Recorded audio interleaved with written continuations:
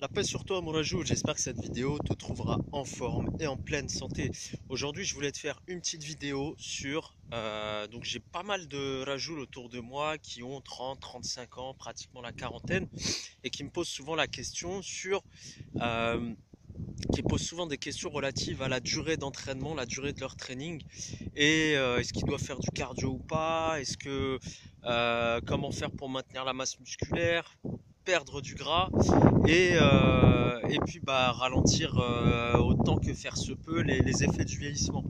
Alors disons que ça m'a donné envie de faire une petite vidéo parce que je pense qu'il y a pas mal de la joule dans ces cas-là qui ont à peu près atteint l'âge de 35 ans, qui sont moyennement sportifs ou peu sportifs, voilà, ou même très sportifs et qui souhaitent à un moment donné, voilà, ils sentent que leur corps, on est sur on le sent de toute façon, tous les rajoules qui arrivent à la trentaine, 35 ou 40, suivant les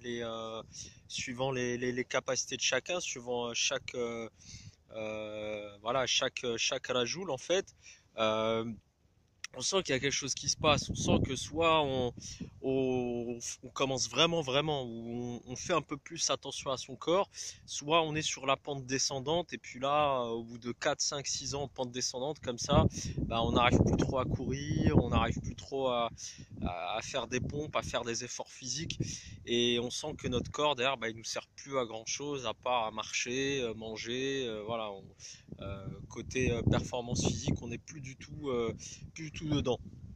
Donc, au niveau, alors, on va aborder deux aspects principaux. Donc, le premier, c'est la périodicité d'entraînement. Donc, les dernières études que j'ai lues à ce sujet pour les rajoules qui sont de cet âge-là et qui souhaitent voilà, maintenir tous les facteurs, on va dire, positifs concernant leur santé et leur performance. Donc le taux de testostérone, limiter l'inflammation, maintenir ou prendre de la masse musculaire, euh, limiter la prise de masse grasse, faire fondre le tissu adipeux, voilà, pouvoir continuer à dormir correctement, limiter les risques de blessures, etc. Donc la plupart des études que je voyais à ce sujet en termes de nombre d'entraînements par semaine, alors excuse-moi, j'ai un peu le nez qui coule, je suis désolé, il fait très très froid malgré le soleil là, c'est température négative. Je te laisse une milliseconde, tac.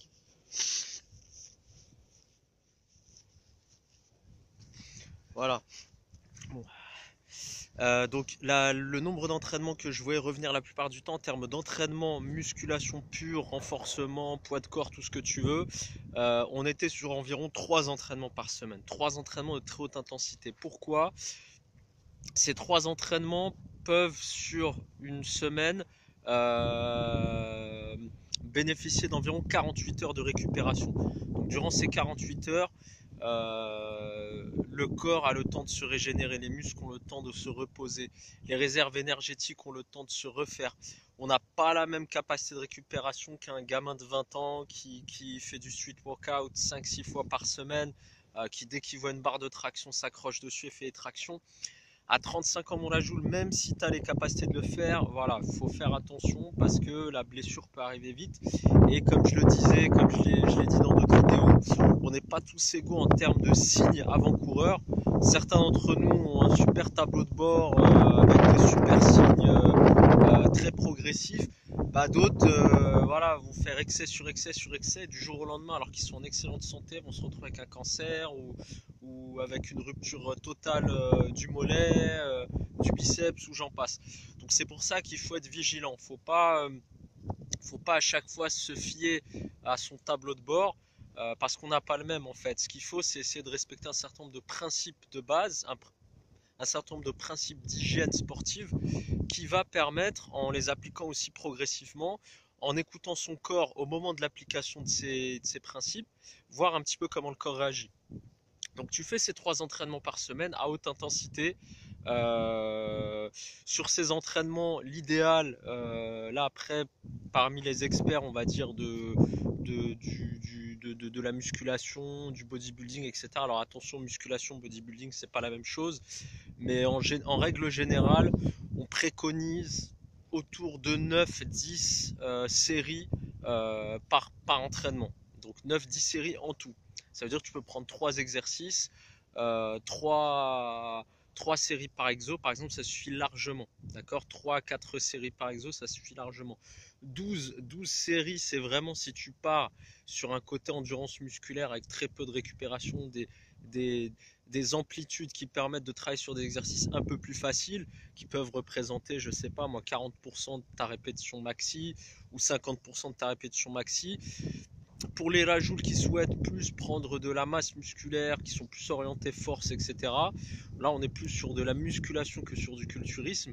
Alors là, on peut partir sur, on peut rester sur, ouais, sur 9 séries, quoi. 9 séries, ça suffit largement. Étant donné que les récupérations seront plus longues, le facteur nerveux sera beaucoup plus sollicité.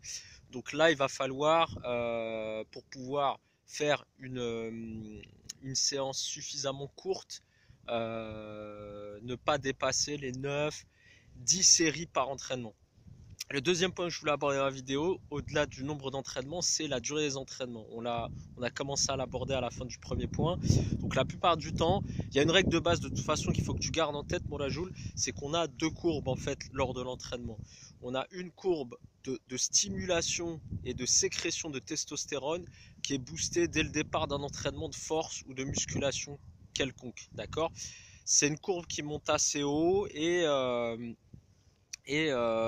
lorsqu'elle est au-dessus, la testo c'est une hormone, d'accord? C'est l'hormone qui